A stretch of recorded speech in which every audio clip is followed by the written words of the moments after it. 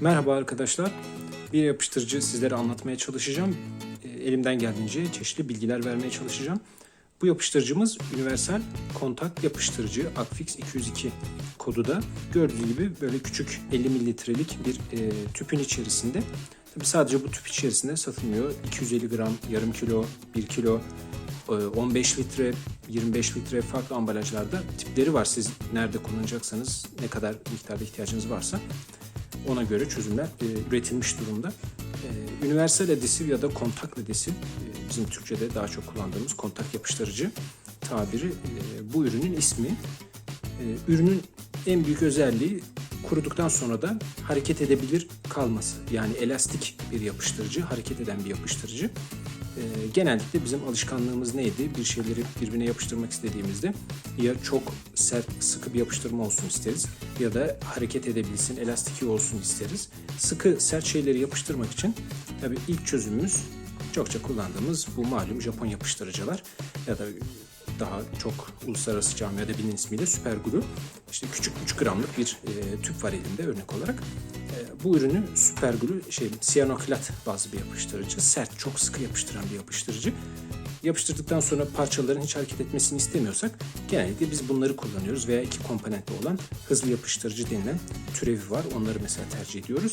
Ama yapıştırdıktan sonra eğer hareket etsin istiyorsak yüzeyler, tabii tek tercihimiz belki de kontak yapıştırıcı. Bu ürün solvent bazlı bir yapıştırıcı. Zaten kokusunu bilenler bilir. Ne yazık ki çok hoş olmayan bir kokusu var. Havalandırılmış ortamlarda kullanılmasını tavsiye ediyoruz kesinlikle. Solvent bazlı, içindeki solvent uçar, havaya karışır ve ürün yapıştırmayı sağlar.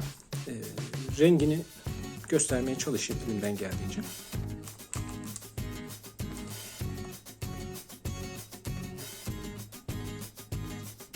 Evet. Gördüğünüz gibi şöyle sarımtırak renkli. Evet, çok yapışkan bir yapıştırıcı. Evet, sünen bir ürün. Evet, hemen kapağını kapatmalıyız. Tabii yapıştırıcıları kullandıktan sonra kapağını hemen kapatmak çok önemli. Şöyle gördüğünüz gibi açık kahverengi diyeyim veya sarımtırak, işte bal renginde. Aslında akışkan ama çok yapışkan olduğu için şu anda akmıyor. Çok miktarda uygulamam lazım. Ürünün kokusu hemen burnuma geldi. Zaten çok bariz solvent kokusu. Havalandırılmış ortamda kullanmayı tavsiye ediyoruz. Ürün uygulaması çok basit. Birazdan örnek bir uygulamada anlatacağım. Kullandıktan sonra kapağını kapatarak tekrar da kullanabiliyoruz, uygulayabiliyoruz. Raf ömrünün sonuna kadar kuru ve serin bir ortamda olmak kaydıyla ürünümüzü saklayabiliyoruz. Ben de bolca kullanmışım zaten, tüketmişim. Ambalaja baktığımızda deri, kauçuk, ahşap ve tekstil ürünlerinde kullanılabilir yazıyor. Gördüğünüz gibi çoğu da gözenekli, emici yüzeyler. O tarz yüzeylerde çok daha güzel, etkili bir sonuç veriyor.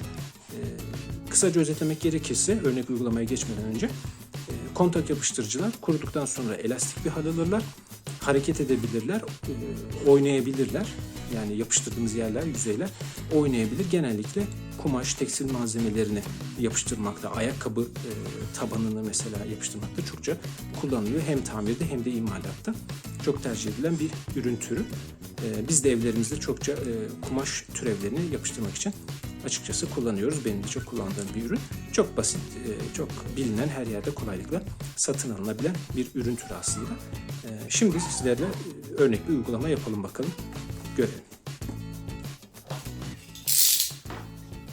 Tabii bu şekilde bunu yapıştırabilmek zor. Öncelikle en alt tabanını süngerin altıyla, daha sonra da süngerin üstünü en üst tabanla yapıştırmalıyım. Çünkü sadece burayı ya da sadece burayı yapıştırırsam yetmez.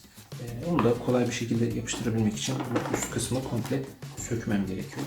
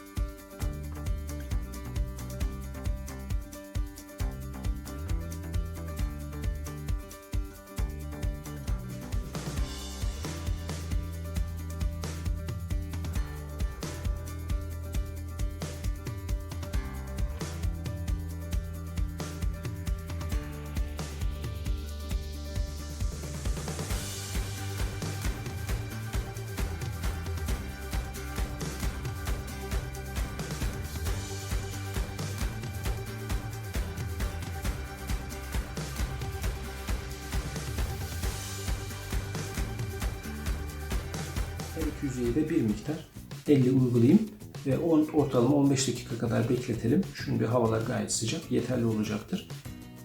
Uygulamadan sonra hemen yüzeyleri bir araya getirelim. Biraz bekleyelim, yapışsın. Daha sonra ikinci kat yapıştırmaya geçelim.